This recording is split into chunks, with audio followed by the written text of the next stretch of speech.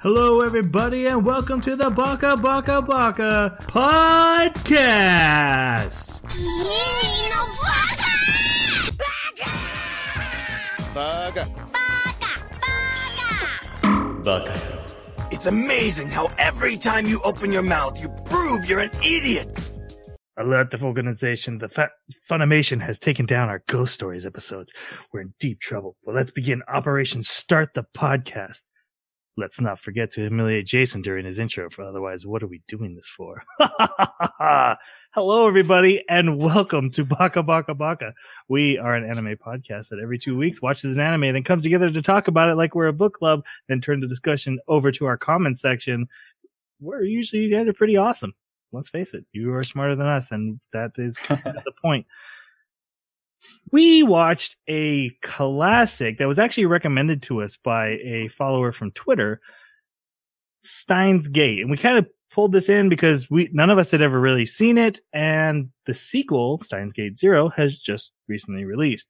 So we went back and watched the classic Steins Gate, considered by many to be the greatest anime of all time. There's no way that's true, but many consider it that. And to help me talk about it, I have my co-host. First off, we have the creature to my Dr. Frankenstein, Jeremy. How you doing, man? Good for now. I'm gonna rip your heart out later. That just sounds terrible. You wander the Arctic forever, whatever. Okay. Burned by people with pitchforks. Hey, that's how I get these battle scars. So yeah, I'm doing pretty good. I got some games in the Steam summer sale, so I have been playing those. Yeah, Hellblade in particular has been very interesting, fun. I decided I want to play it on console. Really? What a surprise! What a surprise! Yeah, but I'm worried my computer can't handle it and do it the justice which the PlayStation probably can't also, but at least I know it'll run. I'd be surprised if your computer couldn't handle it. I mean, I know it's good graphics. It's very pretty. I'd be surprised. Okay. But hey, it'll look good in your PlayStation library. Thank you. Yeah. We also have the island to my Dr. Moreau. Jason, how are you? That story is about a doctor who makes an island, right? Sort of. Trying to remember what back his experiments are. to the House of Pain. Remember he merges humans and animals and makes hybrids? Oh, sweet. These I guess are I'd rather my be children. That's my mother. I guess I'd rather be a chimera than a Frankenstein. No, you're an island. Oh, cool. You're the whole island. Oh, God. Yeah, sand and I hate sand. Gets everywhere. I've been fantastic. This Father's Day, my wife got me some very adorable trinkets here. So I got a little cup holder. You can't just describe it or show it. You got to describe it. We do have an audio format. It's a little dragon for the cup. Yeah. It's a very European dragon with a cup holder, but it's got some nice Nordic. Lift it up a little higher for. Yeah, there we go. Yeah. So it's got some Nordic carvings in the back of it. So that's my little dude. That was cool. And then audio listeners are just loving this. We also got a little ornament. We're going to start a little thing for every Father's Day, Mother's Day. We're going to get ornaments for Christmas. Nice. So this is my little dragon. Holidays, synergy with other holidays. I love it. He's on a little ball with Celtic carvings on it. So nice. Besides that, I dove into Breath of the Wild because I had never played it up until now, which I know I'm way behind, and it is fantastic. It is not Skyrim, but it's fantastic.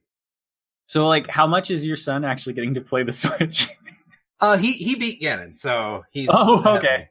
But because I'd be like, man, this is so much fun. No, you're gonna have to wait for a little while. I gotta beat Ganon. Right? Did he complete the 4 dungeons and then beat Ganon, or just beat Ganon? No, he completed all 4 divine beasts, but he kind of rushed it. As soon as he got the Master Sword, he didn't really go for shrines all that much after that. He just went kind of through the story. So, when you get that Master Sword, it's like, the game is broken now. It doesn't break. Never breaks. Well, doesn't it run out of energy or something? It runs out of energy. It's 10 minutes till it comes back. That's like me climbing up the face of one mountain. Well, do you ever do that? Do you just see a cliff and like, I'm going up this cliff no matter what? Every cliff I run into. Like, that mountain's really tall. I'm getting to the top. I really hope that's in Elder Scrolls 6. Oh, climbing? Yeah. Yeah. Well, Elder Scrolls 5, you have horses. They don't give a F. You know, I never tried that. Huh. Almost had no Skyrim talk. Let's go. They'll go nearly 90 degrees. I used to spend forever in Morrowind just like jumping along the collision angles, trying to get my character to climb up impassable mountains. I'm so pissed right now. No, in Skyrim, I took my horse up vertical mountains. Like, go horse, go! That's awesome. There's like a road over there. I'm like, screw that! We're going straight for fast distance. Oh, I'm falling down again. That's great. Okay. I played Kingdom Hearts. That was my Father's Day present. My kids bought me the Kingdom Hearts collection. Everything, because from 1 to almost 3, 2.8, I believe we're at. I'm about to ask, is 3 even out yet? January 29th, 2019 is our official release date that just got pushed back to that date. So, no. That's not actually that far away. That's not too bad. I'm still upset that you can use a key as a sword, because that's not a sword. It's not a sword. It's a keyblade. There's some great videos on YouTube of like blacksmiths actually discussing that. Jeremy, it's awesome. Okay, yeah, we have to talk about our anime. So, like I said, we watched Steins Gate. The studio that made this is White Fox, which did Akame ga Kill and ReZero. So that's why I like it so much. Ones we like very, very much. Yep. I did want to point out this is an adaptation of a game that was part of what's known as the Science Adventure series. And other animes come from the same games, which are all from the same universe, like Chaos Head, and one we've actually seen on this podcast, Occultic 9, even though that was made as anime first, and then they made a game and tied the game into the series. So while in the animes you probably won't see a whole lot of time between them, they all do kind of come from the same thing, and you can kind of tell by that semicolon in the name. But I'm a big fan of Chaos Head. Yeah, same here. Cultic 9 was all right, but just so people know. Let's do our non-spoiler review. For me, I really like this first part. We watched the first 12 episodes because it is a 25-episode series. Mm-hmm. We watched the first 12 episodes. It felt like a lot of setup, but I found the characters so great and endearing that I was okay with it. I was entertained, even though the whole thing felt like going up a roller coaster without any going down the roller coaster. So that was it for me. What about you guys? I feel very much the same way. Again, I'm kind of hammer on character development on this show, and here is a great example of that. It's not too slow burning, but it is enough of a slow burn. And they're able to take their time because there are so few characters on the cast. But as far as that roller coaster analogy, like the last 2 episodes, I feel like we had just started coming down. Like we're just reaching over that precipice, and it just really feels like you're like just about to go down. And then we like, because I ended up texting these guys, were like, so, are we going to 13, or do we have to stop at 12? Yep. My favorite was today, Jeremy being like, I don't want to finish. Literally just 24 hours, man. Then you can keep going. Yep. I didn't want to stop either. Like, it's 12 is really good. But leading up to that, like in the first 4 episodes or so, it smelled so slice of life to me. I was really starting to get bored with the characters, just their antics back and forth. But after that, things started to very slowly pick up in pace. And, you know, we've mentioned before, you especially, Troy, say you have like a 3-episode rule. I don't really have a 3-episode rule, but if I did, I don't think Steins Gate would have made it past the 3-episode rule for me. But I wound up really liking it. Okay. What did you guys think of the intro and outros? I wasn't a big fan of either. Yeah, it's just a meh for me. The outro, I can agree with you. That intro was kicking. It's going into my playlist. Now, you The did first- have to listen to it a lot for it to grow on you, right? Absolutely. And Okay. the first half is kind of like, oh, this is good. And then they go, hack into the gate. And I'm like, let's rock. And it just kicks off. It's so good. I'll have to agree with you. The song itself was definitely stands on its own. Not my favorite, but it definitely something I could throw into a playlist. It's just that the visuals didn't match up fantastically with it, I guess, for me. I liked it. But in the English translation, there's the line of like, I will cross world lines just to protect your smile. And there's something about that. I'm like, oh yeah, that's so good. It's so dumb. It's like a Kingdom Hearts kind of thing to say. Yeah. Yes. And I love it. I just can't help it. Okay. So now let's drop our spoiler warning. We are going now to go into the plot. We're going to talk about the characters. We're going to talk about our theories, which will probably be wrong. Oh, yeah. This is kind of a rough one like Overlord where everyone has already seen it except us, and then we have to go in stumbling in the dark. But we're going to do our best. So, audience, please be a little gentle on us this week. You can hammer us next week. We're just halfway through. There's an element of fun in not actually looking at all the answers, too, and just throwing darts Yes. at the wall in the dark and knowing that you're probably going to be off. But, hey, this is what it made me think of. What are you talking about? I'm also going to have another 10-minute rant about Ainz and how horrible of a character he is. Just I'm going to put it as a regular part of this podcast. Please be that. All right, for real. Let's get started. This is a very normal world that we find ourselves in. This is an anime about time travel, and specifically about parallel worlds that come from time travel. Let's say the example is given: if I murder person A, then there will be a world where they were murdered, and then there will be a world where they weren't, and then if you travel back in time and change something, then a new world splits off, even though that original world keeps going. They're called world lines. It becomes a very important part of this series. I got that science right? Because much like when I watched Chaos Head, a lot of the science is like, I understand you. It's just way more complicated than I think I want to figure out. Yep. And I think this particular... So I normally time travel stories irritate the absolutely ever-loving crap out of me. It's true. But this particular anime does a really good job with their theories. Instead of going, if Marty McFly doesn't let his parents meet, he'll slowly disappear. No, it's in one world line, he still exists, but then it's split a completely new dimension or world line where he doesn't exist. And I actually really like that ideal, because then you end up and I think they're going to play with that. Spoiler. I think they're going to play with, this is a theory of mine, that they're going to play with this idea of multiple dimensions off these different world lines.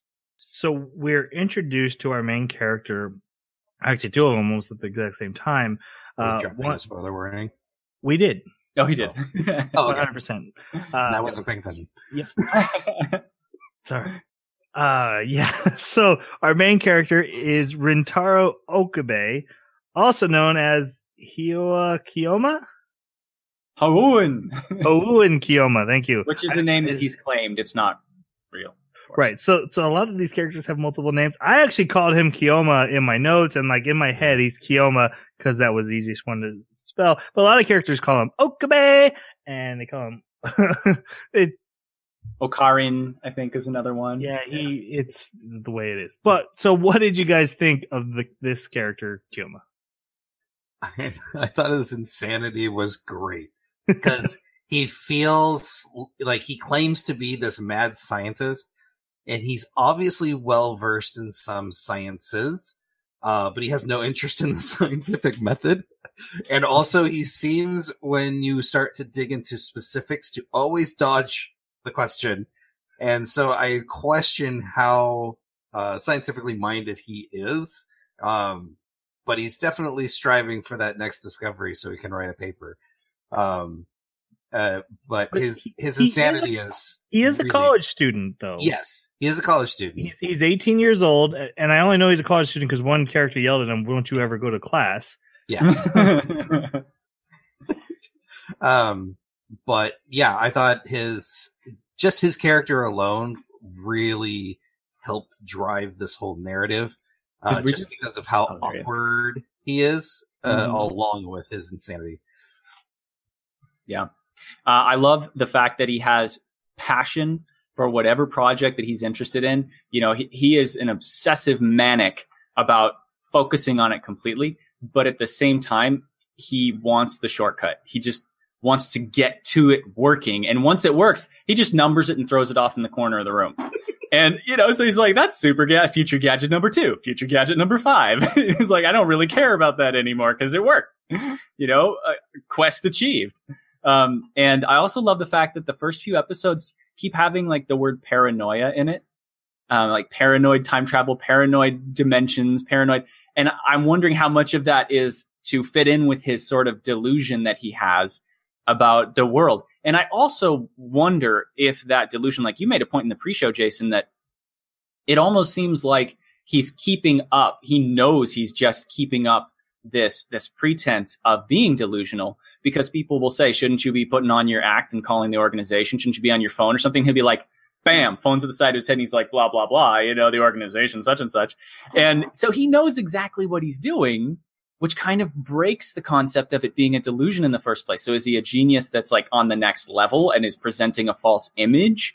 There's so many different ways to look at this guy that really fascinate me. And I'm eager to see where they take him, because I'm seeing him get more and more serious. Like, oh crap, this isn't a game. Stuff's going on. I can't play anymore. And I want to see where that goes. So, yeah. He's Jeremy. And I actually mean that as a comic, and it's not definitely a 1-for-1. There's a lot of aspects of his personality that it's pretty close, though. And if you knew Jeremy when he's 18 years old, he looked a lot alike too. Okabe doesn't have a beard. That's true. That's true. He is starting one. I think he's a great character. I think the turning to his phone and doing the mad scientist bit and calling his people to move money around in the Cajun Islands makes sense. Yeah. It seemed to me like he did that whenever he had social anxiety and didn't know how to deal with people. It was almost a release for him, a way to get out. Like, oh, these people are talking to me and I'm stressed. What do I'm talking on my phone. You gotta leave me alone. I'm clearly an important person. I don't think he's a genius. I think he's an idea man, and I think he's charismatic to get people to follow him. But he's kind of his own. Food? He's kind of his own little mystery box. But he's soft-hearted and he's really kind and good. But he wants to be seen as like this evil genius. Is like, ha ha ha ha ha! I got you. I'm always one step ahead. And the way he insists on giving everyone their own nickname, and even though they correct him over and over again, he refuses to change it. But if they mess up his nickname, he's super offended, like actually offended. There's so many great quirks to his personality that were fantastic. I do have a lot of questions about who he is in this situation. I don't think it actually really matters to the plot, but just how his personality got the way it is and stuff, I think is really fantastic. Yeah, I remember when we were chatting, I was voicing a theory that I'm wondering if in a previous world line or something, because we see stuff happening in the very first episode even that indicates that world lines have been crossed. And so it makes me wonder if his behavior, his delusional behavior, might somehow tie into some kind of real organization that he was dealing with before, but doesn't fully remember, which I really don't know. It's just wild guesses, but there's just something that smells that way to me. Yeah. We have to talk about the other character that's introduced, and that is Kurisu Makase. Nope, that's the wrong character. Mayuri Shina, also known as Mayushi, who is a childhood friend of Kiyoma's and one of the assistants of his lab, which is actually just his studio apartment that him and his friends hang out in. Mm-hmm. I mean, she deserves her own do because she stuck to that joke. She committed to it the whole way through. Like the first couple of times, I'm like, that's weird. And then by the end of the series, when she's doing it, I'm like, ah, you did your do. What do you guys think of her? She seems like there's so much more underneath the surface than just a dumb girl that follows along. She even specifically, so in the dubbed version, she specifically uses the word "I'm his hostage," even though it's blatantly obvious that there's no coercion going on. Right. Yeah, and she ends up explaining.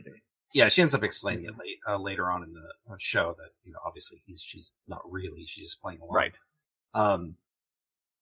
But yeah, she seems to be a very tropey, cutesy anime girl. About 80% of the time, and then there's this 20% of the time that she's just, you watch her movement, you listen, pay attention to what she says, you're like, that's off. Something's going on. And then in the last couple episodes, we see some clues on what might really be happening. Troy, do you mind if I go ahead and talk about how Okabe is the only one that remembers? Yeah, we can mention it. So just so everyone knows, it's about time travel. So time travel is going to happen.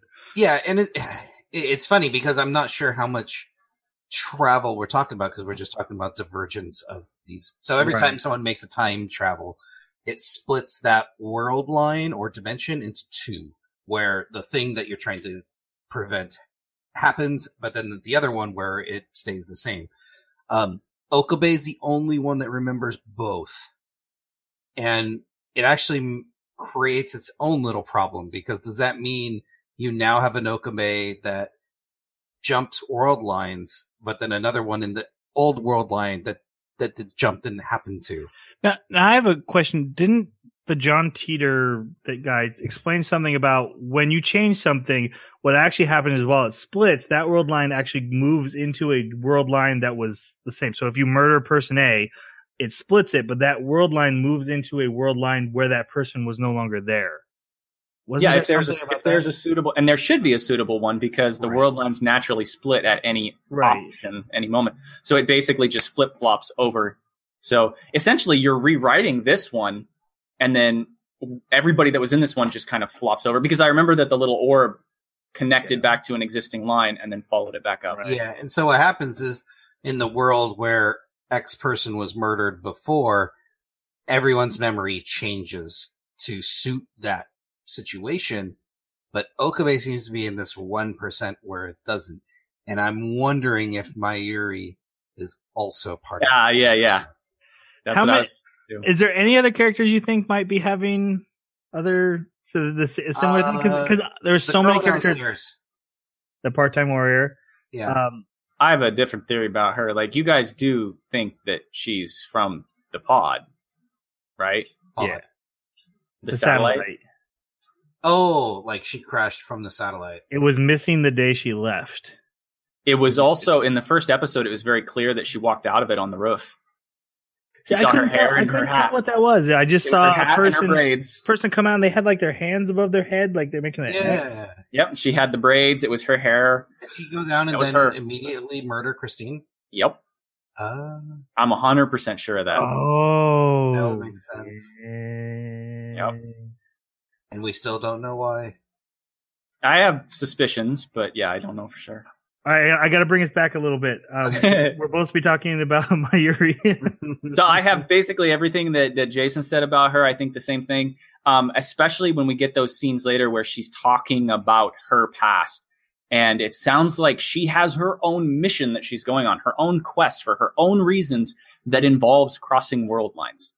And if that's accurate, if that's true, then this story just got way more complex than simply a story about Kiyoma. And I like that because it was interesting with Kiyoma, but it's not anything that I've really never seen before, I guess. But if you have two of them and they're like threading over each other and maybe even more, and you're not sure what's going on, this tangled web is more interesting to me. I like her a lot. Go ahead. Okay. For the most part, I don't agree with your guys' theory, but there's that scene near the end of these 12 episodes where the past 20 million years ago or something like that. that I'm like, oh, what does that mean now? So I could 100% be wrong. I can see where you guys get your theories. I see her as just the human heart of this group, and very much the inspiration for now the action that's about to happen because of the ending of these 12 episodes. She is Kiyoma's, a guy who's kind of detaching himself from his human side with his, I'm a evil, it's not evil, it's mad scientist. And I kind of see her as, she's the one who goes to a job and she brings over her chicken tenders and she's like, "What, can we just have a microwave so I can work on my chicken tenders?" And like, "No, we made a time machine."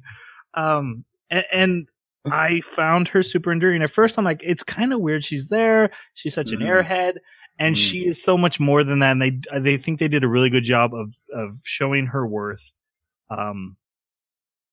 So I really enjoyed the character. She was very endearing to me. Also, at least she can cook. Yeah. All right.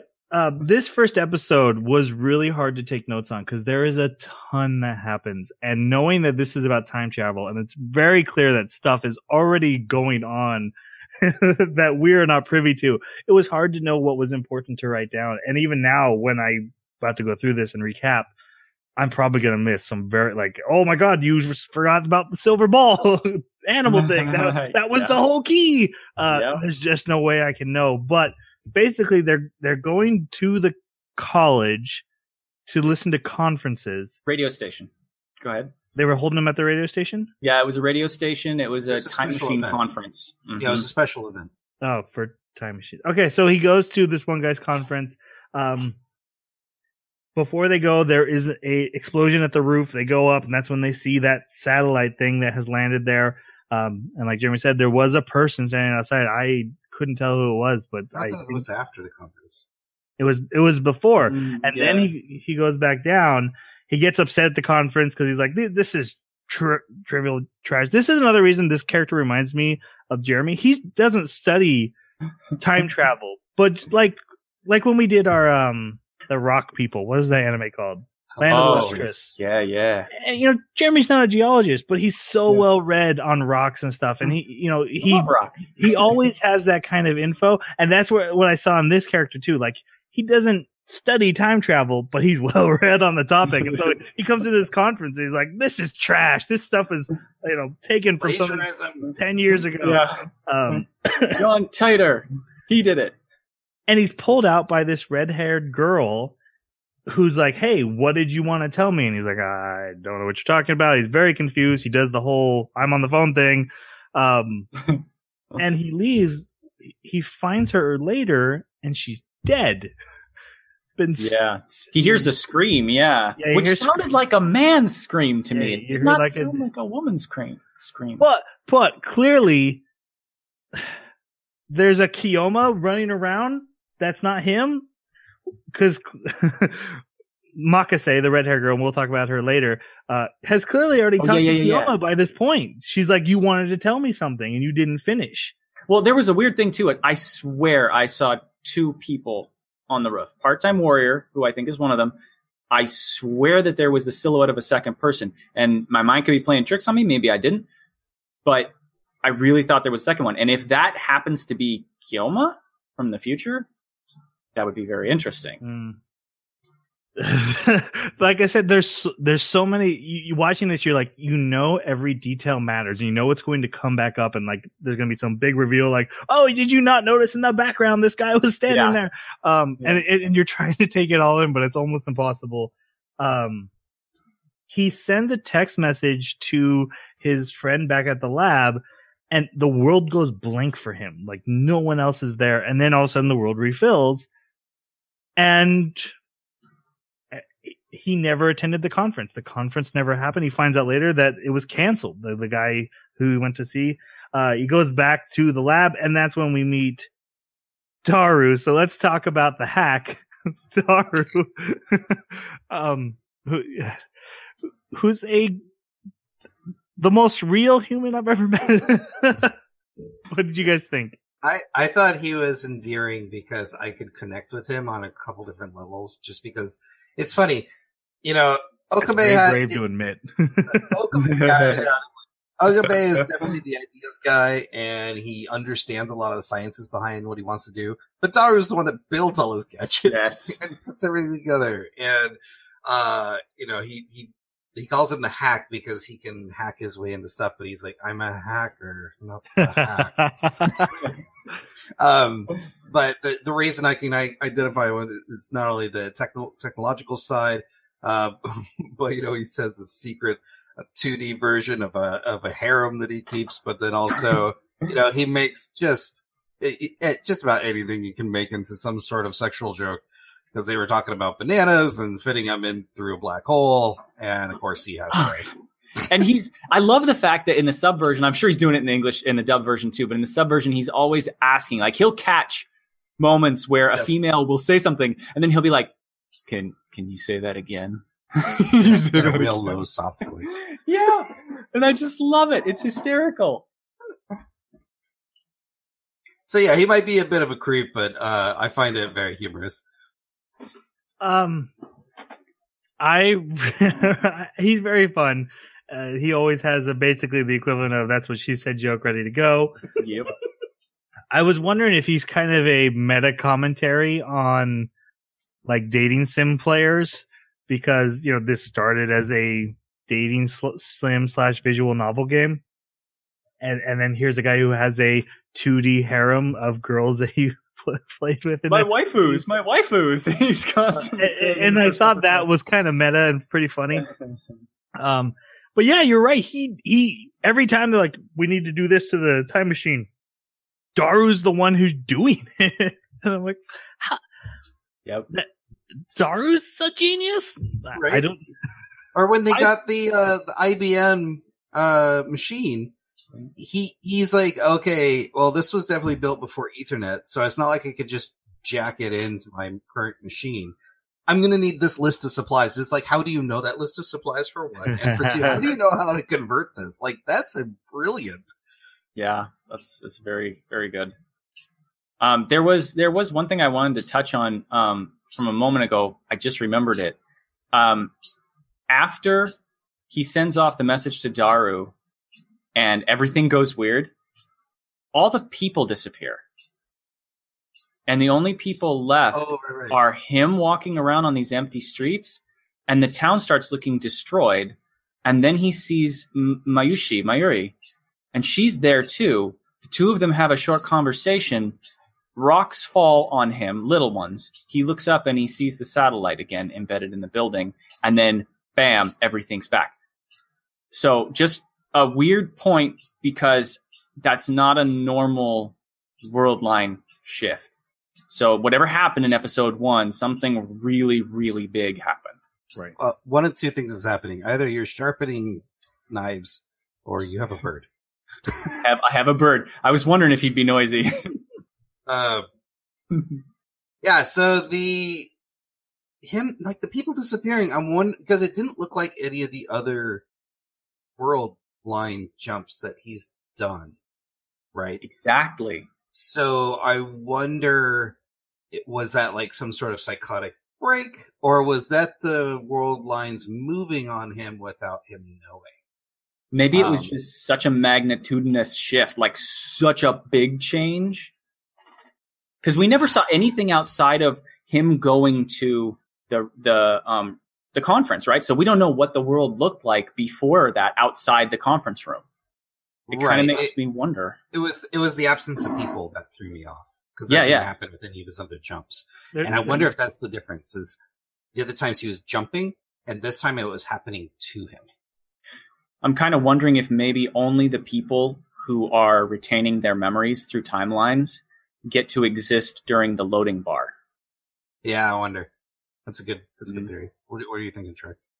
I just wanted to point out that an important question is, how did a text message to Daru saying there's been a murder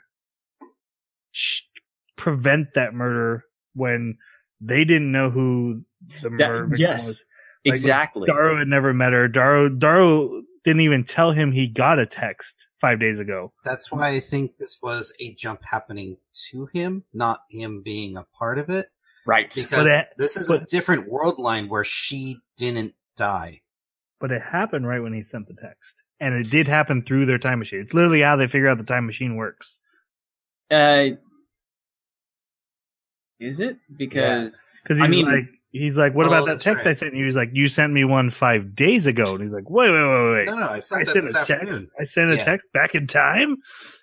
And then you're right about that. Together. Yeah.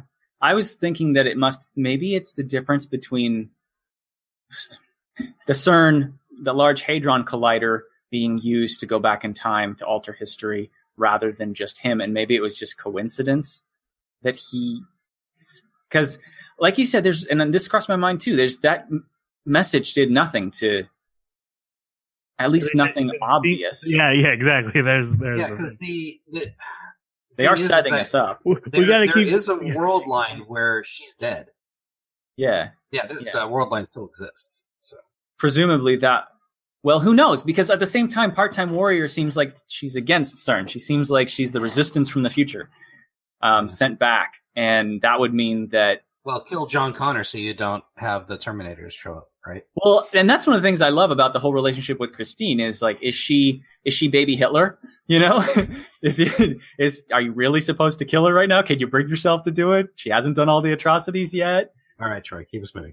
We're gonna go down a rabbit hole. The next scene is the bananas in the microwave, and that's kind of the meme of this anime. Is what they're trying to build is a remote control microwave. You put your food in there, you leave for the day, you turn on your cell phone, and you tell your microwave to cook your food. And you get home, and because you can't wait for a microwave. Okay. But something has been going wrong every time they microwave something. It turns into green goo. And so they've been testing on bananas. And they put these bananas in and they turn into green goo. Why are they microwaving bananas? I don't know why they're microwaving bananas. But whenever they use the machine, and we find out later, the reason is these bananas are going into a black hole and then coming out on the other side, and they are jellified because things can't handle being black hole-ified. And also they get them more scientific words for that.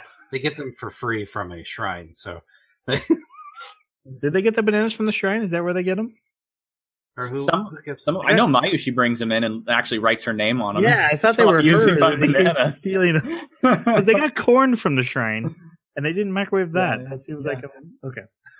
I do think it's also strange that what they were examining was why is the microwave doing this to the bananas, and then they discover that it's actually sending the bananas back in time, which means that the whole time it was always sending the bananas back in time.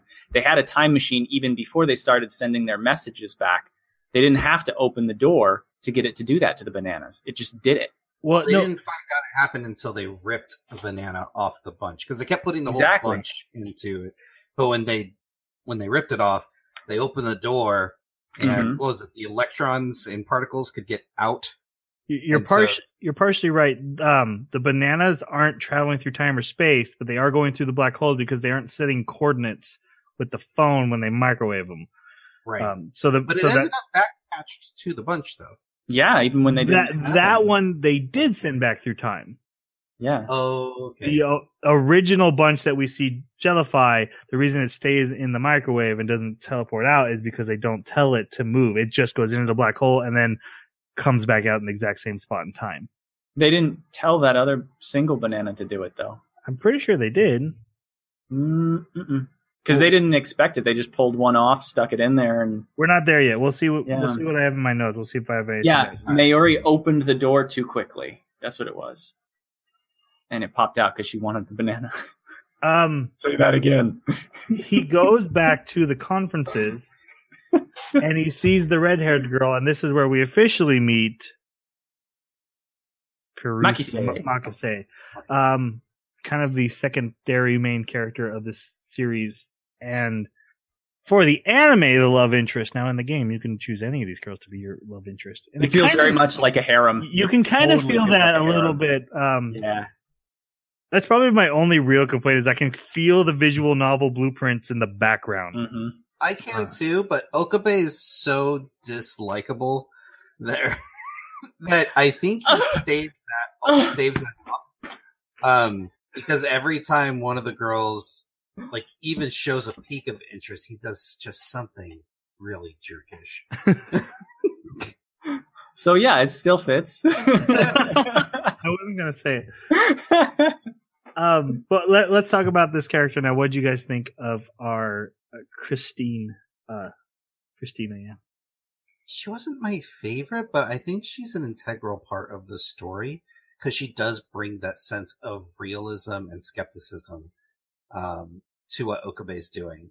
Because, what Okabe's doing seems fantastical and fanatical. And Makase at first was like, hey, this can't happen. And she's like, would you like me to show you? And like just does all the theory and philosophy and math on this board and basically goes, yeah, everything you think is wrong. And he couldn't refute her, but then she comes over and sees a teleporting banana. So that was kind of threw her for a loop. But I think I like how smart and stalwart of a scientist she tries to be.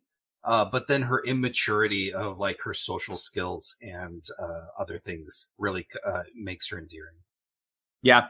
I also love the fact that there is so much more to her that doesn't fit the archetype of the personality she's trying to portray. Like, I had to look up, why does it matter so much that she's a two-channer? Because he really makes a thing out of that and she's ashamed of it. Like, and so I had to look it up, and apparently basically it's just a way to anonymously go online and say things into a community, and a lot of memes come from it, and it's not considered as professional because there's a lot of trolling that goes on and stuff. And I guess it split off, like 4chan and stuff, I guess is a more modern version of 2chan. So it's interesting to see those things where, yes, she's a very serious professional scientist, but she's also into the otaku culture and into the references, and she understands the more pop culture reference of the day, things that are completely against that archetype. I love that about her. Also, and she's embarrassed every time she's called of it. Yeah, she's ashamed. She's like, no, this doesn't fit the personality I'm trying to portray. Yeah. And I love that.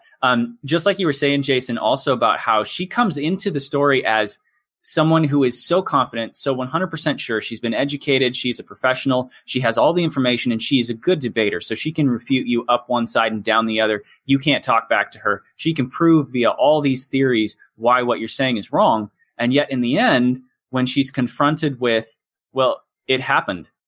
So what about your theories? It literally proved time travel. Yeah. Yeah. So like, what about your theories now? And I love the fact that she was able to step back and say, okay, all right, I'm going to have to set aside some of these theories that directly conflict with this and work with the rest to try and figure out why this is happening. And it's no longer an issue of the pride and the identifying yourself as the theories so much as figuring out what the new theory should be to explain the new thing. And so then she gets to be this sort of 99% boring person. And I love it. I really like this character, and I feel like she's very much the opposite of Okibe, of Kyoma, because where he is almost a very regular guy who presents these idiosyncrasies out to kind of cover himself, to shield himself, she presents this very professionalism, I'm very normal, I'm a very average, smart woman, and I'm a scientist, and yet she's, she's like, oh, maybe I'll try cosplay.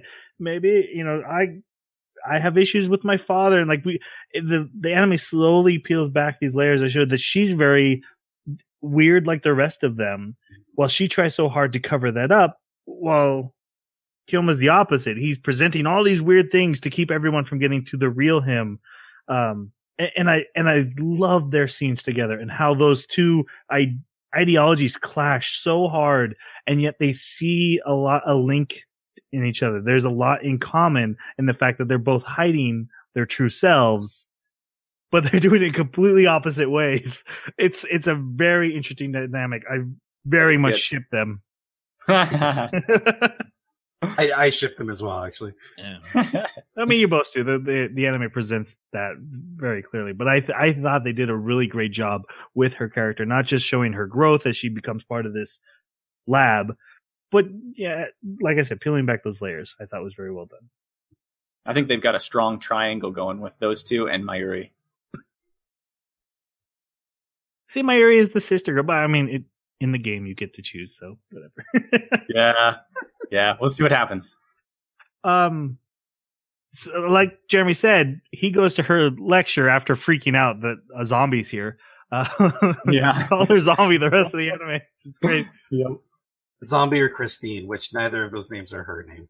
Yep. Right. She gets so upset. Yep. Is there a reason for the name Christina, real quick? What was her... I think it was a Last misunderstanding with her. I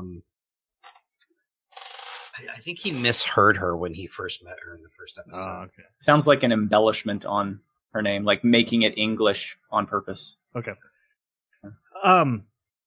He goes to her conference and tries to like interrupt it and be like, "No, time travel is totally possible." She just tears every one of the theories apart. Yep. Like, this is why this theory doesn't work. Completely embarrasses him. We see him go to the shrine. We meet the character Ruka, or Luca. It's written Luca on Wikipedia. I had to look this up, but they say Ruka.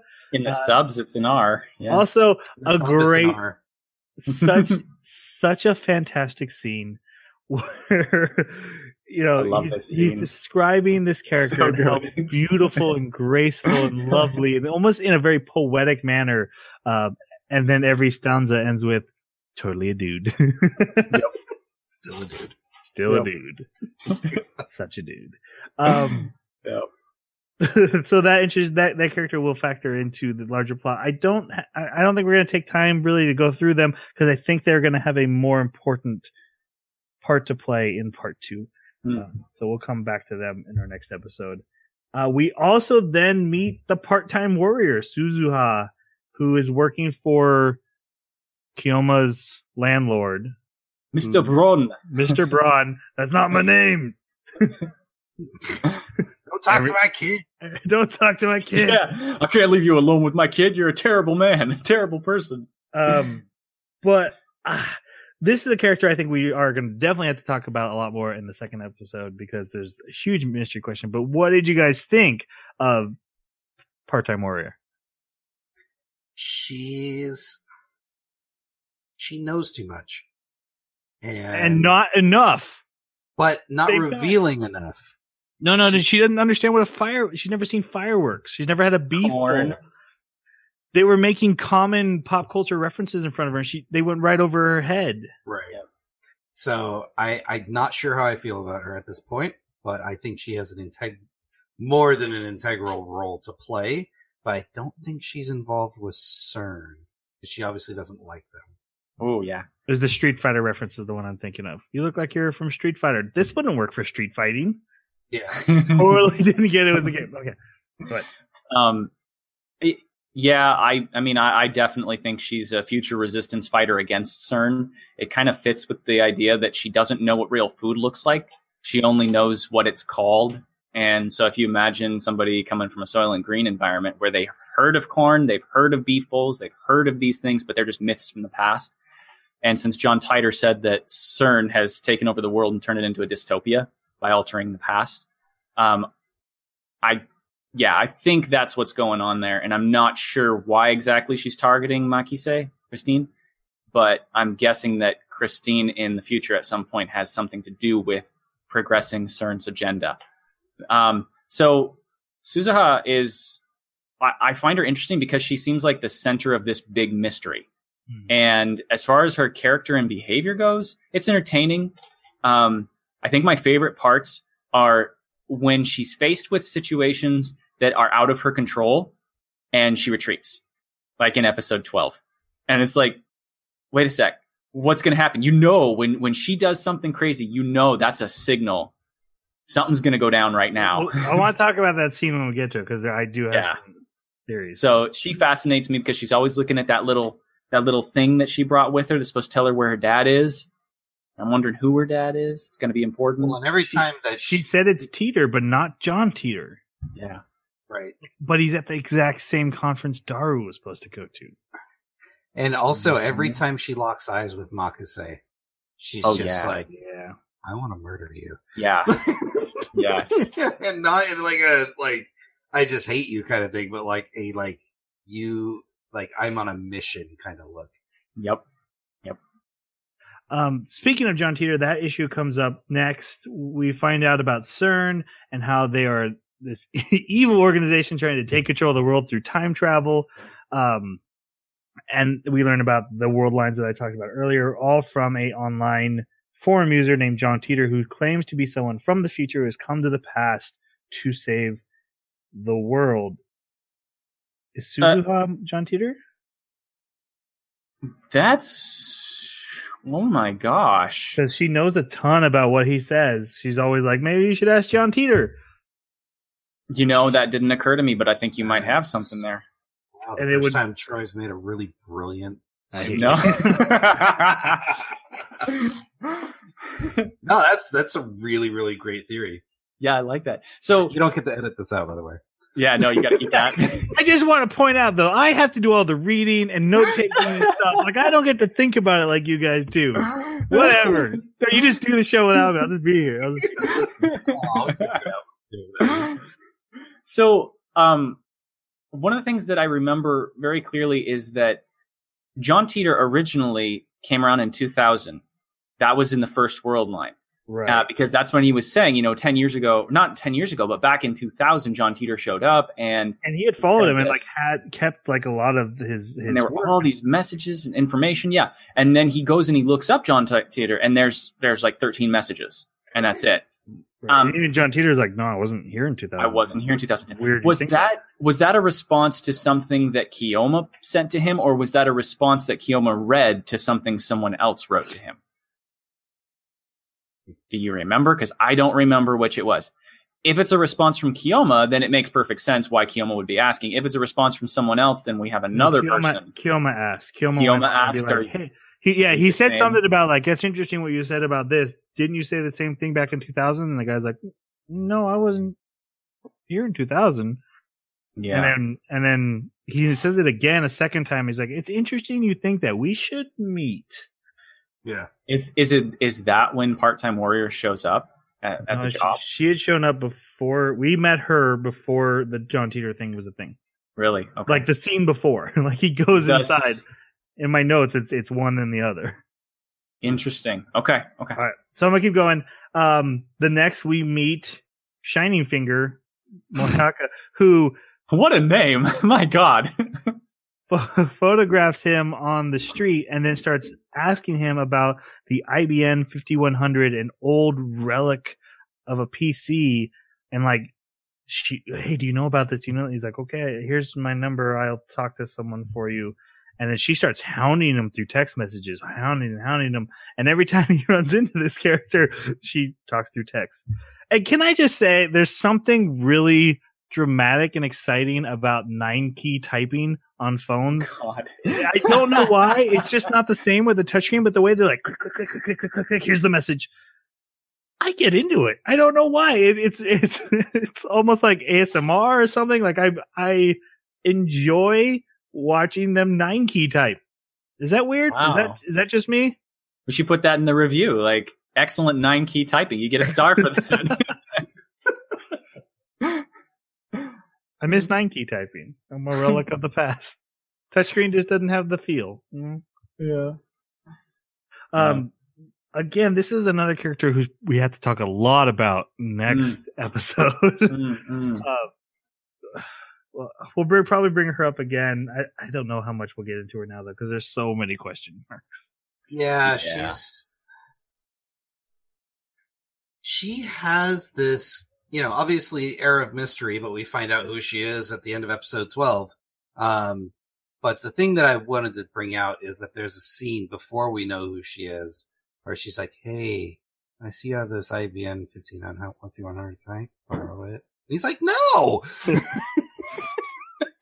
But yeah, she's obsessed with this thing, and I think it's because she wants to get rid of it. She doesn't want anyone having it. Mm-hmm. In the dub, did she ask in the form of, can I borrow this? Or did she say, I can borrow this, right? Which one did she do? Do you remember? I believe she said, can I? But I'm not sure. Okay. In the subtitle version, every time she'd ask something, she would state it, and then she would say, right? So, I can come over, right? I can borrow this, right? So there was this sense of pushiness, like, where you're putting an idea in someone's head, and then you're asking in an expectation of, you agree with this, right? You're accepting this, right? And so from the moment she started doing that, I was like, oh, I don't like you. I don't like you. What's off-putting is how timid she is about everything, too, though. Right. And it's strange because it's not even just a show to him, because there's a scene where we get to see her essentially running away from a reporter. Like a reporter, just because they're asking her to speak in front of a camera into a microphone. So she's a very strange character herself, but yeah. It's going to be interesting to see in the next half. They also introduced the Maid Cafe and the character Ferris, who is a co-worker with Mayushi at this Maid Cafe, and Daru's crush. Oh man, I'm obsessed with her. Ferris? Yeah, Ferris. Yeah. Then the experiment where they do break off a banana and it does reattach to the bunch. And I don't have anything else they did, so maybe you're right. Maybe it was just the act of breaking it off, and so it reattaches to wherever the original bunch would be. And because they were putting in whole bunches, nothing moved because there was no going back to the main body. Yeah, I do know that's where Mayuri opened the door to. No, she wasn't even there. So they didn't even open the door, which means there was nothing to stop that. Nothing. There was no change to allow that banana to leave the microwave. The timer went off. Everything was shut down. Okabe went to open the door because he was in the middle of a sentence with Daru, and those were the only two people there. And he looked in there. He's like, "Unless you sleight of handed it, it's disappeared. Where did it go?" And they thought they had just teleported it somewhere. But then they turned around and the goo was on the banana bunch. Yeah, the banana was with the bunch. Yeah, which means that having the door shut really didn't have any effect at all. Well, no, he said that the particles couldn't leave the microwave until he opened the door. Then why did the banana leave? Well, they didn't look through the glass to see if the banana was in there or not. So, but the experiment was done. The timer went off when he opened the door. At all the other times, he has to open it while the timer's ticking. To send the data, they have to do that. So you think that when the timer goes off and the machine says, I'm done, everything's just sitting in stasis and he opens the door and it should teleport back? That's the way he described it in that episode. It just doesn't sound right to me. So I see it as the microwave is creating and sending things to the black hole. To push a text message through, you need the door open. Yeah, that was never, like, the way the process of why these things work, it was never clear to me, which I think is important because this is a very sci-fi heavy, we're trying to explain things to you anime. If you go back to that episode, he specifically calls out that the particles or data are trapped inside the microwave until he opens the door and then they're released. So I actually looked up this microwave because I wanted to figure out what they were actually trying to do, because I went into this thinking they were building a time machine. The fact that they went to a time machine conference, I was like, oh, they're building a time machine. They were not building a time machine. It was really just a big coincidence, which is odd. But it might not be as big as a coincidence as it seems, because maybe they time traveled back and made themselves make it doesn't matter. Exactly. These are the things that are going through my head. But what I read is that the microwave is acting like a miniature Large Hadron Collider? Yeah, yes, it's a miniature one of those that's creating micro black holes, and that is what is happening to the bananas. The electricity, when the door is open, is what is pushing the data past the event horizon. Which lines up with what Jason just said.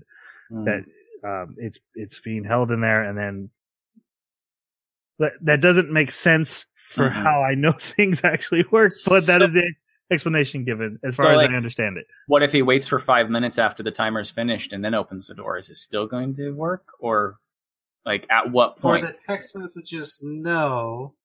No. I don't know.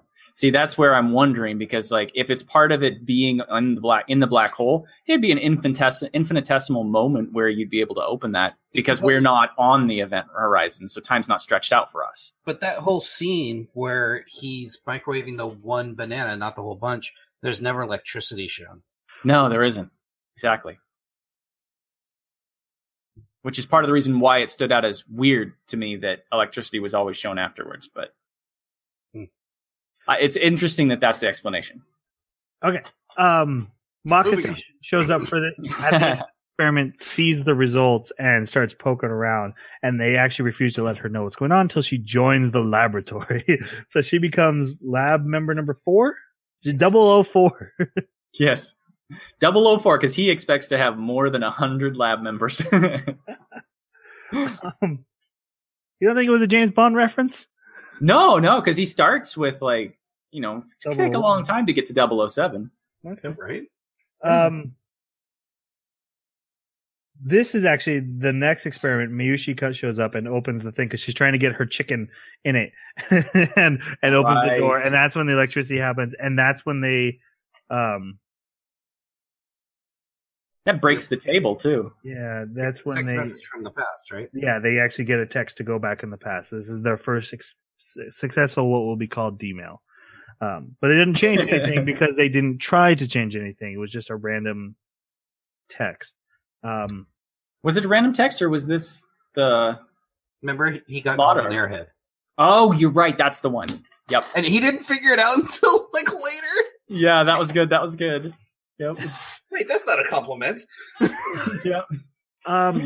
This is where they decide to hack CERN to figure out what they've been doing with time travel. He talks to Part-Time Warrior again. He talks to John Titor again. He finds out more about the IBM 5100. They do manage to hack CERN, and this is where they find out someone has died from time travel, and this really, really freaks them out. Also, there's a great reference in this episode where Daru successfully hacks it and goes, "All your base belong to me." Yep. There's some great call-outs. The Star Trek one I particularly liked. Yeah. I'll share it later. So what they find is all this code from CERN of their reports, and there's no way to crack it unless you have the IBM 5100. What a coincidence! It's not. It's not a coincidence. No. Makase, she left. She ran away because she can't handle the fact that they actually sent her a text message back in time. Mm-hmm. They do find out about the IBM from Ferris because her dad used to collect old computers, and they have to play a game with her. She challenges him to a card game that she's really good at. And I thought it was Netrunner. It's not Netrunner. It's some, but it is a real game. It is. Okay. Really? I want to play this game. This game looks pretty great. It looked cool. To be fair, I don't know if the game is based on the anime or if the anime is based on the game. But I do know that they actually made this game real. And so the challenge is play me and I'll give you the information. So he's like, I have the ultimate strategy for you. Strategy kaboom. And then he immediately surrenders and he's like, oh, I played, I lost. You gotta give me the info. And that's when I decided this was Jeremy. Yeah. Because that's how I play HOTS. This is how your mind works, man. Yeah. You figure out how to win and what you need to do to win, and screw anyone's understanding. Yes. You just need to have this. But it's also a very great moment. It's fun. It's actually, that's like most fun of the game usually is beating your expectation. They find out it's at the shrine. Also not a coincidence. The shrine he's friends with that gives him free stuff. And when they get there, he's like, why do you have this? And he's like, yeah, some guy just dropped it off and said someone will come and ask for it someday. And I guess that was you. And that's like, what? That blew my mind. Like, oh no, what does that mean? Who set this all up? Yep. Makase showed up with him and helps him carry it back. Which is a hilarious montage. Very funny scene. Should we go sideways? I'm going backwards. You can't be backwards. That's not a physical possibility. There is a flashback, though, of Makase talking about her dad that Kiyoma has in this scene. Do you guys think he's getting flashes of the future because of his whatever he is, whatever lets him keep his memory? Or I think it's just memories of other timelines. But then she talks about her dad later. On the roof. Right? Or do you mean later? That's in this timeline. That doesn't mean it's not from another Well, timeline. I'm saying this Kiyoma hasn't seen this yet, so why is he getting this flashback of her talking about her dad? Is he seeing across world lines? Is he seeing into his own I future? think the world lines are blurring for him. So one of the questions I have about Kiyoma is that when he changes world lines, right? So he's in this new world line, and thing A happened, and so it changed from thing A forward. What he has experienced should have changed, and it didn't. He goes into this new world line completely vulnerable without any understanding of how it's different from the previous one. Right. This, to me, seems like a very... I'm really worried for him as far as his psychology and how it would handle that. Oh, absolutely. And I think that may have something to do with his delusions. Maybe that's a way, since being a kid, he's learned to cope with the changes, is to make stuff up in his mind, like, oh, maybe the organization was real when he was younger, but transitions through world lines and people telling him, no, it was in your head, it was in your head, it was in your head. Because I'm sure world line shifting is not new, if CERN's been doing it for a while, since like, the 30s or something. But it seems odd, because sometimes they don't even show how the other characters are dealing with, like, especially with the D messages, right? So when you have the D message that was sent back where she said that, oh no, because she sent that to him, so she wouldn't have had it on her phone, and he wouldn't have been aware of it in order to recognize that it was on. It's just weird. It's so weird. Time travel is, man. Time travel. Time travel. All right, I'm gonna keep this going. Yeah, might as well. I gotta think about this more. This is where we see the scene of the part-time worker seeing Makase for the first time, and like literally getting into a battle stance, like about to draw a sword. She's holding like a golf club. Yeah, well, she's standing there with half the IBN 5100. Right, in her. and they're like, "What are you doing?"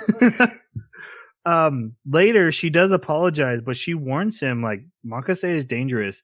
What's really interesting in this scene, when he's talking to part-time worker later, when they're off together, this is before she's about to run off to see fireworks for apparently the first time ever. Mm-hmm. A helicopter flies by and she freaks out for a second. Sarn, Big Brother Sarn, probably the drones back in the future, Or being back in Nam. Yeah, exactly. Sarnam. But back at the lab, I can't finger quote that enough. Hey man, they got time travel technology. It qualifies. I was impressed by the vacuum. No, that's not really vacuum. No, it's not.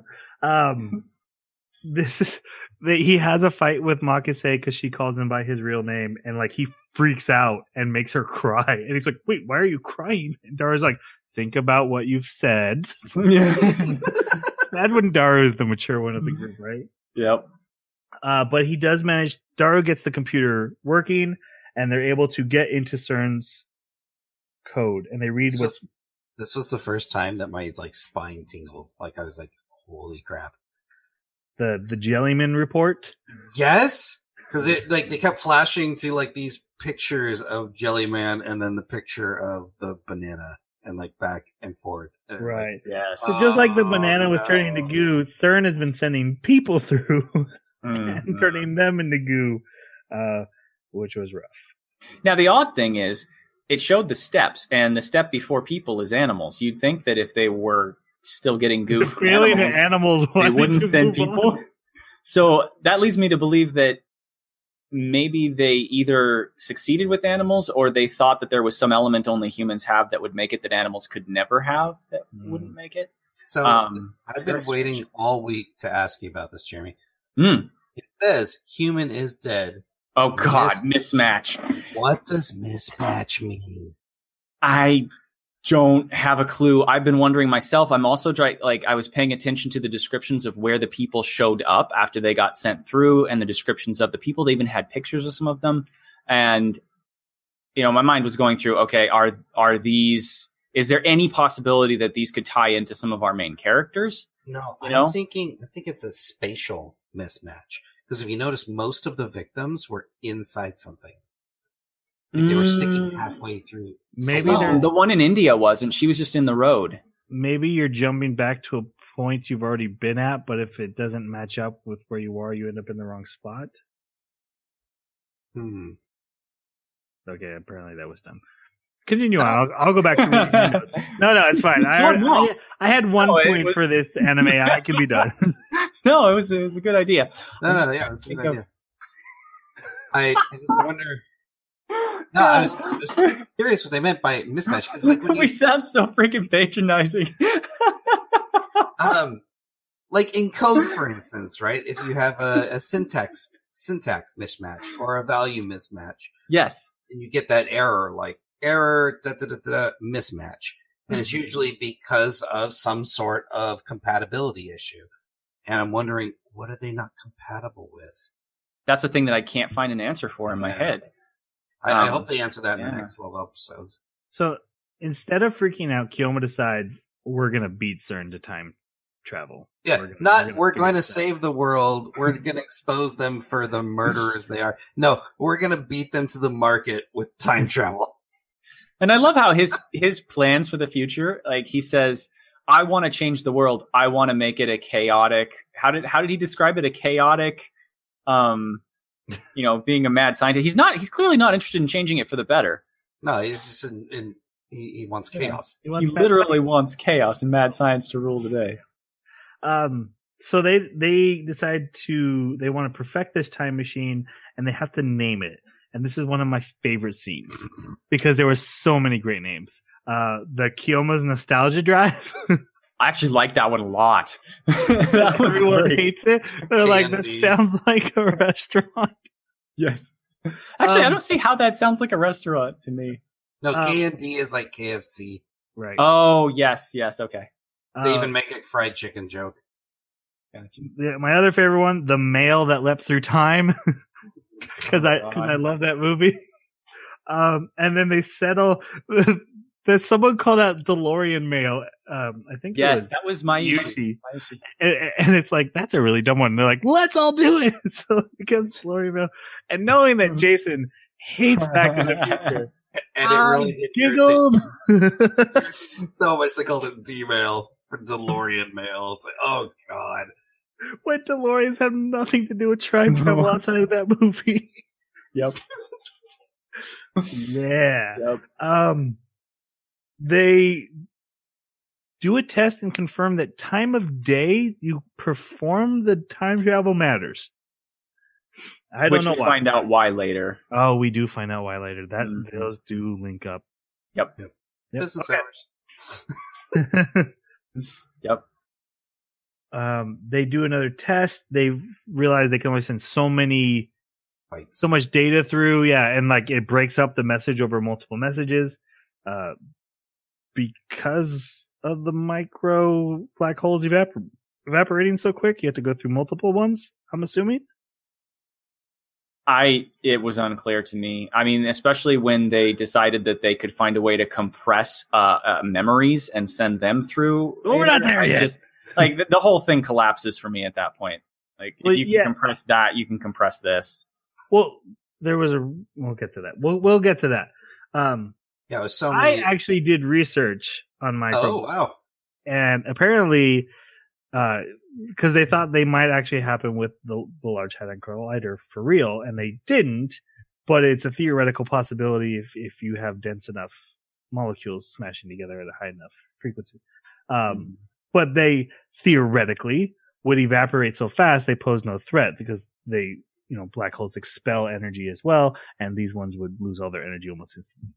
So I thought that's why the text messages were going through in bursts, because they were little, like popping. It sounds plausible based on what they're presenting. Yeah. Fair enough. Shining Finger, they run into her, and she'll only talk to him through text, but he doesn't have his phone. So she just stands in front of him typing. He's like, what? Man, yep. I kind of really liked her character. I thought she was funny and weird. She's quirky. But she looked like someone who had been dropped into that timeline from a different time, because she was taking pictures and going, I need evidence that I existed, or that I was here, or that this place was here. Mm-hmm. Do you remember when Daru said that there was someone online who was looking for the 5100 and their name was Lightning something or other? You remember that? Yeah, because Kiyoma was talking to him about the 5100, and Daru mentioned that. That's her name. When he got the first text message from her, it was from Lightning something or other. So she's also been prolifically on the message boards, someone that even Daru respects as capable of hunting down this kind of tech. So I don't know how long she's been here, which, I mean, if she's also from the future, like part-time warrior sent back as a counter agent, and she's not able to deal with the situation very well. I think so, if she's working for the people who they say she's working for, because they don't have time travel. Who, CERN? Yeah, because she says she's from CERN. Yeah, but not this CERN, is what I'm thinking. Future CERN. Oh, God. Yeah. Because remember, CERN's job is to change the past so that they can actually succeed in the future. I guess that's true. Yeah. If they do have time travel in the future, there's no reason you wouldn't try to get it sooner in the past. Oh, that's gonna be rough. Okay. Yeah. They do more testing. They figure out how the timer works on the microwave for sending back and how far back stuff goes. And Shining Finger shows up after they finally stop. She wants to. That's when she wants to see the computer, and she's like, "Oh, I just want to see it. Okay, I'll take it, right?" Yeah, exactly. See, I'll take it, right? I can have it, right? What was really funny is when he's like, "No." He turns around and Daru starts boxing it up. Yeah, because if a hot woman asks Daru for something, Daru's doing it. Daru does not care. Did he in the dub? When Ferris was like trying to interrogate Okabe, and he was just like, "Your wiles will never have anything against me," and then she turns around and asks Daru, and he immediately breaks. Yep. I loved it, the fact where everybody's always, making jokes at him because he's got his 2D waifus, and so when he would see somebody like Mayoka or Moyaka, Shining Finger, he would say, "Oh, it's a 3D waifu. I could learn to live with a 3D waifu." In the sub version, that's the kind of things he would say. Cracked me up. Like 3D is just another kind of game for him. Like, yeah, 2D is the real world. Basically, if you find out about the time travel thing, you have to become a lab member. So he makes Shining Finger a lab member. Afterwards, they do more testing, and then Kiyoma wants to actually change the past, and they decide to do lottery numbers. What was really funny is they're like, "Oh, we'll just do the jackpot." They see how big it is. They're like, "No, I don't want that much money." And he makes them do like the third prize because that was the only one he was comfortable with. And they argue about, should we do this? Is this wrong? Yeah. And how Makase, the scientist, is like, that's not what we should be using this for. And Kiyoma's, who obviously isn't very interested in the money, but who cares about the ethics as long as, this is something that will work. Yep. I have an idea about Human is Dead mismatch. I've been thinking about it since you asked. All right, hit us with it real quick. Okay, real quick. What if the mismatch is looking for some kind of genetic trait or ability? Like his. And, like his. Some kind of ability is required for you to survive the transition into the past. So Human is Dead, mismatch of whatever ability. We did not find the ability. Interesting. That's maybe. maybe Shining Finger has that ability, and that's why she's so messed up, because she's trapped. Yep, So that's my guess. I know you guys didn't watch the intro as much as I did, but at the very end of the intro, every character is facing one direction, except for 3 characters are facing the other direction. Yes, I saw that. Yeah. And it's Kyoma, Part-Time Warrior, and who's the other character looking to the right? Isn't it Mayushi? It might be Mayushi. And I kept wondering what was the link that made them look to the right and everyone else look to the left, and if that had something to do with... I was thinking memory retention at the time, but maybe it might just be having come from the future or something like that. Oh, that's interesting. Didn't think of the directions being like that. That would be really good too. They do the lottery test. Technically it works. So he does change world lines. But he's not rich because he didn't do anything with it. He gave the numbers to Ruka to use, and Ruka messed up one of the numbers and comes back and is like, oh, I messed up. But stuff is different. And he realizes he's the only one who remembers this, and this is when he kind of realizes, okay, so when we change world lines, everyone else is clueless, and I retain my old memories.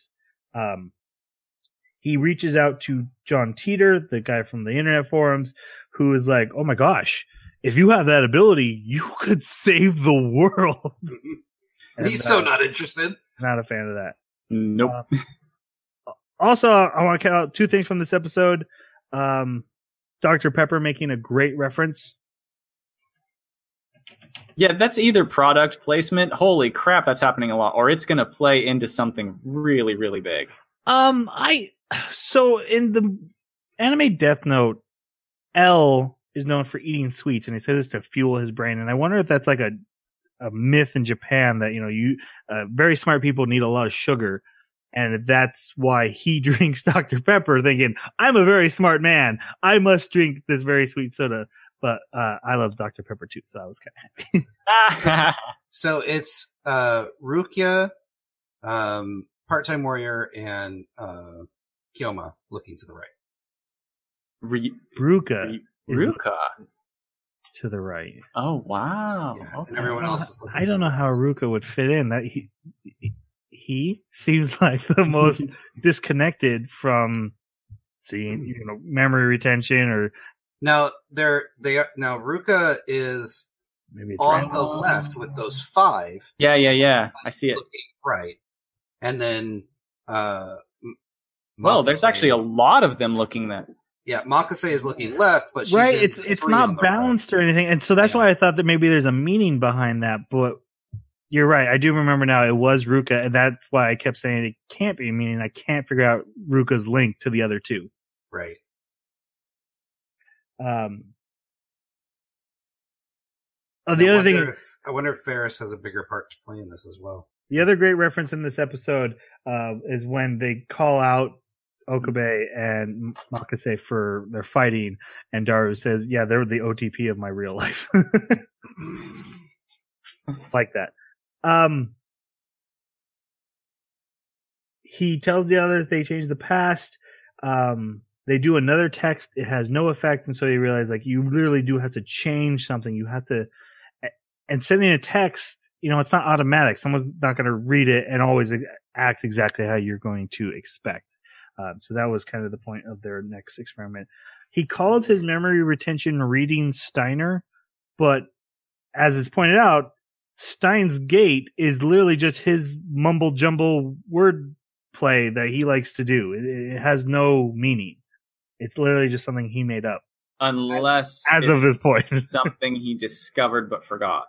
Right. Yeah.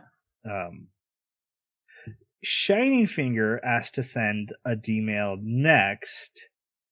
They let her, and then when the world line shifts, she's gone and no one's met her, but she's still alive because he texts her and she answers back, right?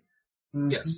And we don't know where she went or why she didn't meet. But in the future, in the next world shift line that's coming up, they met her again. It undid this somehow. But we sort of. Kind of, right. Because but she's a lab member again. Yeah, when she sent her message back, the 5100's gone. The IBM 5100 machine is gone. Oh, that's That's what she did. She changed the message. She told herself where the IBM was. Yep. That's what I took away from that. Yeah. I had assumed she had changed the message and it was something like that. And it makes more sense now based on the ending. The next person who asked is Ruka, who wants to tell his mom to eat more vegetables when she's pregnant with him so that there's a higher chance he'll be born as a girl. This was so funny. He identifies as a girl. So they send it back to her pager because they don't have cell phones back then. Kids' pagers are something doctors still use. That's true. Yeah. Grey's Anatomy. World lines change, and Ruka's in the room, and he says there's been no change, but he's wrong, right? Because we find out later that Ruka is now a girl, but that's after another world line shift. So was it this world line? No, it was this world line shift. I'm convinced it was this world line shift. Ruka changed, but he specifically, Kiyoma specifically said, God, I don't really know how to ask. Right. No, I'm not. I'm just gonna not ask. But everyone yelled at him because he's staring at her. But Ryuka, this time, like when he looked at her, covered her chest. Yeah. Even though she didn't have anything to speak of, which I didn't seem like the reaction that he was doing before. Yeah, I don't think he would have done that as a boy. Yeah. Even identifying as a girl, I just don't. Yeah. That particular character didn't seem to have that behavior. Do you think there's any... It's just they made a big deal about changing the word vegetables to veggies, which I thought was weird. It's just to condense it. Compress it. Which makes sense in all this stuff. But it felt like that was setting up something. Like, because he changed it to vegetables to veggies, it was going to have an unseen consequence, and then nothing came of it. And it just felt like... It felt like the gun on the wall in Act 1, and you expected to go off in Act 2. To me. Yeah. And then it didn't. Because I thought literally it was going to have a second meaning to them, and it was going to mess something up way more. Especially since they're sending the text so far back. And that's, if I was doing this, I'd be like, 1 week limit. 1 week limit.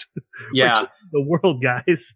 And that's one of the other things that was kind of weird to me is how he keeps saying, oh, it won't be that big a deal. Oh, it's just a small thing. And I'm like, do you know nothing about paradoxes and butterfly effect? I mean, nothing? This is because terrible. After time travel ethics from Back to the Future. Yeah, exactly. The next person who wants to is Ferris, and we'll get to her plot line next. Yeah, this gets bad. But we see Makase yelling in her phone, and we're going to find out about that later too. Kiyoma wants to send a person through time. Makase is like, no, that is stupid. There's also, in their fight, she calls him a Wesley. And that's what she was talking about? Right. And Wesley Crusher? And so what's he say? Oh, I'm sorry, Madam Next Gen. Are we going too boldly? Oh, that's awesome. It is so good. Such good Star Trek references. And again, it's just it's more that layer of her like, oh, she's a Star Trek nerd. Yeah, she's a Trekkie. And the fact that he pounces on it like, oh, I got a weakness in you. I'm going to tear you apart. He does realize they've never got the IBM 5100 in this world line. But that was actually from one other world line away. And they learn it's not at the shrine. Mm-hmm. Right, it's no longer at the front. And that's why they have to reach out to Ferris, and Ferris calls them out to her house, and we find out that her family is extremely wealthy and owns most of the real estate in Akihabara? Is that how you say it? Akibara. I always say it wrong. And that she personally is responsible for the Moe culture. Please someone explain to me what that is real quick. Is it just maid girls? Look it up. Girls? Moai or Mo is a fascination with cute girls. Okay. Specifically younger cute girls. It's not normally sexualized. It's more of just a adoring or fascination with. Okay. And the cat made thing plays into that culture. Right. Why did I do that? She It's an audio podcast, Jason. she offers to give them the information if she can send a text message back 10 years, but she refuses to let them know what it is. Which I think is a huge mistake. Again, I'm like, please no, please no, please no, please no. But they let her. And then, because Daru will let her do anything. Yeah. Now it was to save her dad, though, right? Didn't she say earlier her dad was dead, and then in the world line change, her dad's in the apartment with them? I didn't catch that. I didn't know if her dad was dead before. But I can't. I didn't write it down, and I'm at this point just probably randomly making that up. But yeah, her father's in the apartment when the world line shifts. Yeah. And when they leave, Moe culture is gone, and the maid cafe is gone. The place they used to go shopping for this kind of stuff is gone, because Mayuri's talking about the cosplay she wants to do and how far she has to travel to get it. He's like, "What are you talking about? It's just across the street." And city has changed. Yeah, this was my favorite part of this series is how in episode 9, finally, this little thing that you let someone do changed your entire city. They've mentioned butterfly theory at this point, but this is when it really hits Kyoma. Oh my god, we're really changing stuff. Like, this is having domino effects. Yep, you don't mess with time. And then this is where we find out Ruka is a girl, because he grabs her by the crotch. A little awkward. And you know what's funny? He did it to insult Makase, because the first time Makase is like, "Why do you guys keep calling her him?" And they prove to him that prove to her she's wrong, and she does it again. He's like, "Oh, I'm gonna get her again," because he wouldn't do it to test and prove it, but to make fun of Christina. Right. He'll do. That's logical. And he grabs this poor lady by the crotch, and everyone's really, really mad at him. makes him kneel for like an hour. Yeah, he has to sit on his. That's bad. And then he goes on a bike ride with Part-Time Warrior after recovering, and there's what she calls out. She's looking for her dad, so he decides to make her a lab member, and he wants to help her with the time machine. But she's going to try to find her dad tonight. And he's like, "Okay, but don't leave. Whether you find him or not, come see us." And so he plans this big dinner for her. And he has everyone show up, and they make the dinner. They have some really fun adventures. They even tell Daru that Ferris is going to be there, but she's not. Also, man, there's so much information coming, but I want to stop this and talk about the fever of 1999. Yeah. And how you guys think that plays in, because he remembers being sick in 1999 and how he had a fever, and that it felt like traveling across world lines. He says very much felt the same. And also, Mayushi talks about, "I made a wish to save you." Mm-hmm. So was she the instigator of the fever? Did she somehow give him an ability she has? Right. Also, it seemed to me John Teeter shows up originally in 2000, a year after this fever. Originally, now he hasn't. But any theories on what you guys think happened in 1999 that gave him the power, at least to retain memories, and what it could mean to the larger whole? Or are we just kind of? It struck me as a mutant puberty fever. Yeah, like X-Men, like you turn, you get. Yes. Yeah. It struck me as that, but I could totally see it having something to do with Mayushi actually instigating it somehow. Like, she is just a big ball of mystery for me. That character, I think, is the center of this mystery. Especially her reaching for the star, and she sticks her hand up long enough, and he keeps seeing her doing it over a grave, and I assume that was his grave from 1999 when he died. Ooh, I like that. And so but instead traveled to a world line where he lives. And makes her his hostage? I don't fully know what that means. I don't either. Okay. So Anything- it does look like Ferris's dad is dead in most of these world lines. Okay. See, I was so afraid to look up any questions because Yeah, it's even the fun time to machine- speculate on this. I was scared to look up names. Yeah. because you could just see like, oh, originally died in 1999, and then Yes. it's the one thing I looked up was the time travel machine and what it was supposed to be. That was the only thing I was brave enough to look up. Jason, any thoughts on 1999 before I move us on? I'm just wondering if the shifts that he's feeling are every time, since he's been born, every time CERN is doing a colliding event. Mm-hmm. And he feels the shift. I do think it's odd that he specifies that this was like the first time that this happened. So, but it seems like CERN was already trying, like having Jellyman reports. No, they were doing Jellyman reports on the results. Like they were receiving the results were coming from 1934 and stuff, weren't they? So what would happen is they would send someone back in time, and then they would go look up newspaper articles, and they would find... That's effed up. Someone who showed up in 1934 is Jelly. What the hell? What is happening? Yeah. All right, I gotta keep this going, guys. All right, let's move Okay. it.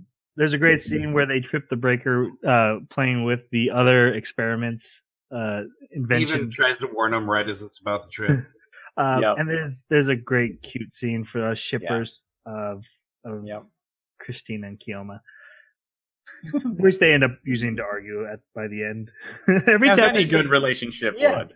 Absolutely. But Part-Time Warrior doesn't show up, and then in the morning, that satellite is gone. It is no longer attached to the roof of the radio But the station. damage is still there. So The damage Yes. is still there. It's just missing. And she did say she was leaving. Now, that could be a red herring, but it doesn't feel like it. No. So he sends an email back telling him to tail her and not let her go. So he travels world lines and she has stayed. And he's like, what happened last night? And she's like, oh, we came over, we partied. I still hate that one girl. We had a good time. I didn't find my dad, but I will stick around for a while. The name of the dad, I wrote that down. Beryl Teeter.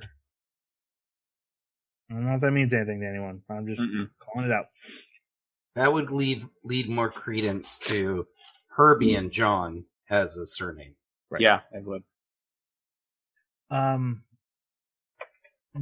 we have a scene where we find out that the TV is what is the lifter for the time machine, and that is why it was certain times of day, because it's the TV from downstairs. It's a TV repair shop, and that TV's Maybe it's got some kind of aluminum housing in it that's doing it's this. It's a huge tube TV because it's square. It's not a widescreen. I don't even know, guys. CRT. I don't even know what lifter means. So you saw when they explained it for the CERN experiments, they had the Large Hadron Collider, and then they had some kind of a looked like maybe electromagnetically or static electricity levitating aluminum square, and they called it the lifter, and they said that was required to be used along with the Large Hadron Collider for their experiments in time travel. So what they were saying here is, well, maybe we have a small Hadron Collider and we don't have a lifter though, and they just discovered that the other half of the experiment was down here. Yeah, because like while the experiment's going on, the building's shaking. He turns off the TV, the shaking stops. Okay. He turns back on, the shaking starts again. All right, so he brings up human experimentation again. He's shut down, but Makase does say we could do memories technically. I, of course, do the study of the frontal lobe, which hasn't come up till now. And she can create a device that will turn your memories into digital data. You could send the data through time, and then the data would hit the phone. They would answer it, and then you would download those memories into your brain. And it's basically consciousness time jumping. Your body wouldn't time travel, but your consciousness would. So how are they compressing that much? They had a lot of pseudoscience. They are hacking into CERN's Large Hadron Collider to do it. Yeah, they are. They are doing that. They're sending the memories to the Large Hadron Collider, which is then somehow like reformatting them into compressed size. I don't understand how that works. Yeah, because she said it was terabytes worth of data, which in reality it's way more. Yeah. Way more. So they have to go shopping for parts to build this. They see Shining Finger again. She's even more freaking out than she was before. She like grabs him and like, what's going on, man? Yeah, she's like falling down and stuff. Part-time warrior tells him Makase is working for CERN at this point, and so he goes to talk to her. He nearly dismisses it though. Yeah, and this is where he catches her on like the forums and is like, no spy would be this stupid. I can't. Yeah. But this is where they talk about her father, and she had a good relationship with her father when she went into science, but her whole life she's been disproving his theories because she was going into his work and had written all these papers that disproved him, and so now he hates her because she destroyed his life work, and she's about to invent a time machine when his biggest thing is time travel can't happen, and so she's about to totally disprove her father, and that's why she keeps hesitating. Maybe we shouldn't do this, according to her, as why she hesitates whenever they go forward with the experimentation, because it's going to really piss off her dad. And then Kyoma's like, all right, we're gonna go see your dad and make this right. That's right. The ultimate altruistic protagonist. They're going to have another get-together that night, so they make Kyoma go shopping, and he gets the second of a warning text from a random oh my god, yeah. number. And this one has like a decapitated doll's head in it. Yeah, with like ketchup around it to look like blood. It makes him, he calls Miyushi and she doesn't answer, so he rushes back, bursting in the house. Girls are, of course, having a shower scene. Hadn't had one of those yet, so yeah, it had to happen. Had to do it. It's an anime. Yep. Daru comes back and tells them, hey, you guys realize the PC's been connected to CERN this entire time? Now this is where Ryoka part-time warrior just, like, freaks out. No, that's actually the next episode. She doesn't get to find out yet. She almost starts freaking out, but they tell him there's no way they know. Like, they would have done something about it by now. We're safe. Who says they aren't? That's true. Makase says it. Mm-hmm. You think she's a spy for CERN?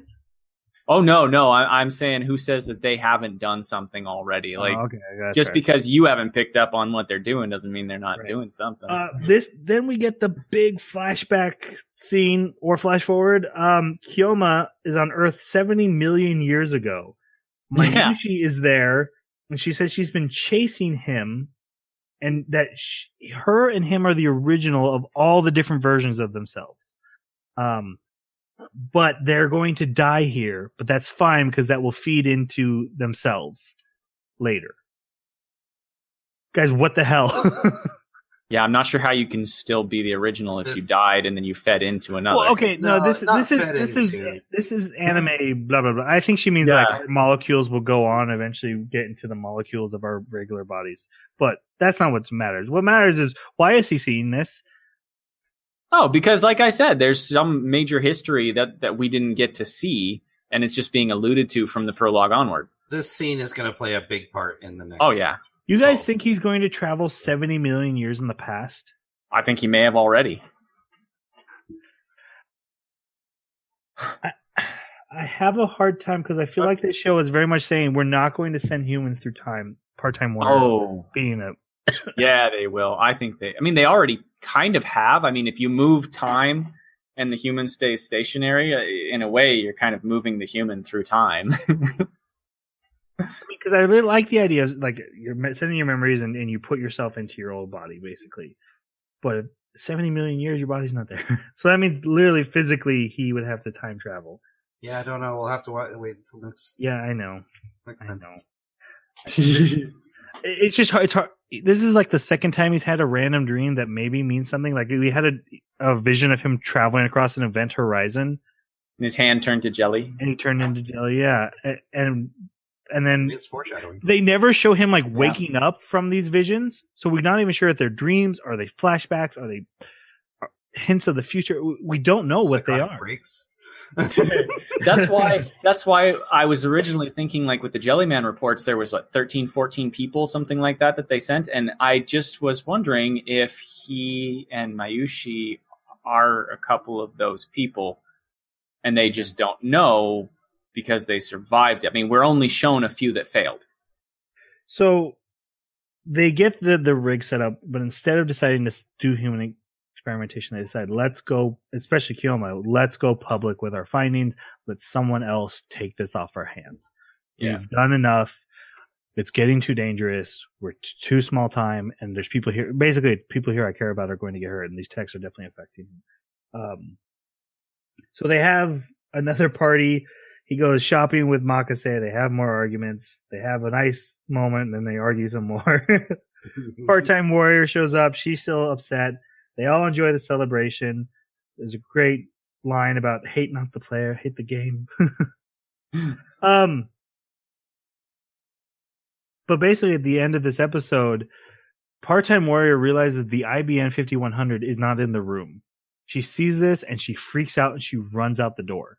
At the same time, the TV is talking about terrorists attacking a train. I thought she freaked out because she saw the news report and then asked, wait, you've been attached to CERN this whole time. I thought she said, it's not here. What did you see, Jerry? What I saw was that when the news report came on and they started talking about being connected to CERN, she looked over at the computer.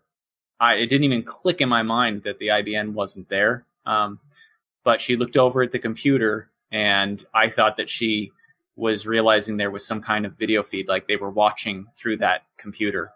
And then she immediately fled, said, I'm sorry, I have to go. I'm leaving. My interpretation was she knew this world line ended this way if that computer, if the IBN wasn't in the room. I like that. Yeah.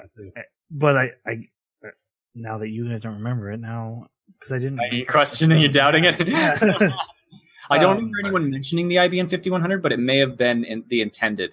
Yeah, I just thought she said the words, it's not here, when she looked at the computer and then ran.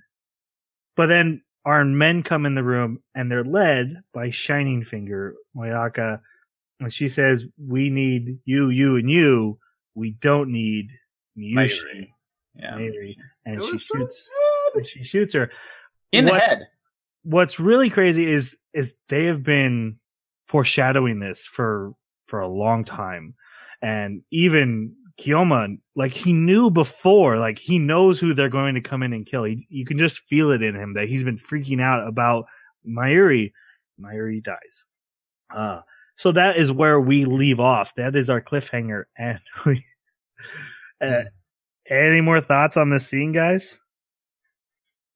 This was the inspiration for a lot of the theories I had, because this threw everything up in the air as far as, like, where some of the characters played in. Just right, this episode and the previous one with Mayuri.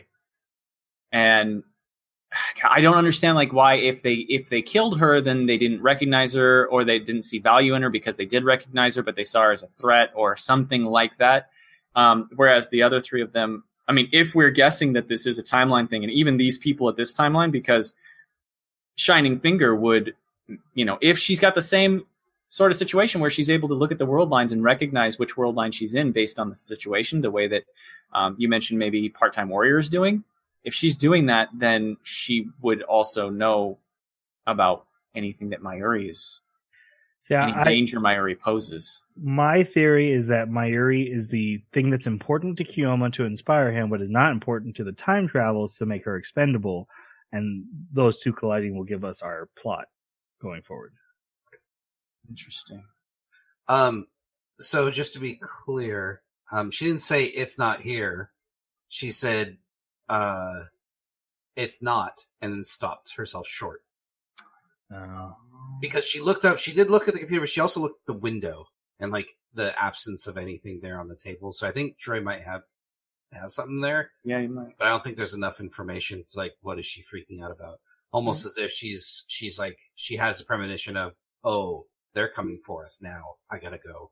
Yeah. Mm-hmm. Oh man, there's a ton we have to talk about, but that is going to have to be in our next episode.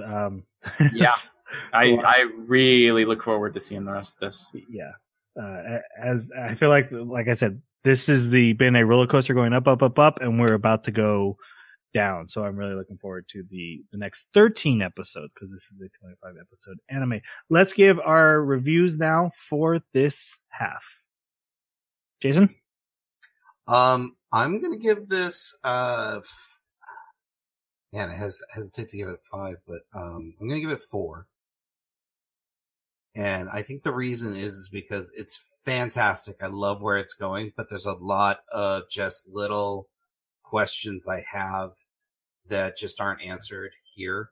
And also some paradoxes with just the whole idea of time travel that I'm having a tough time with.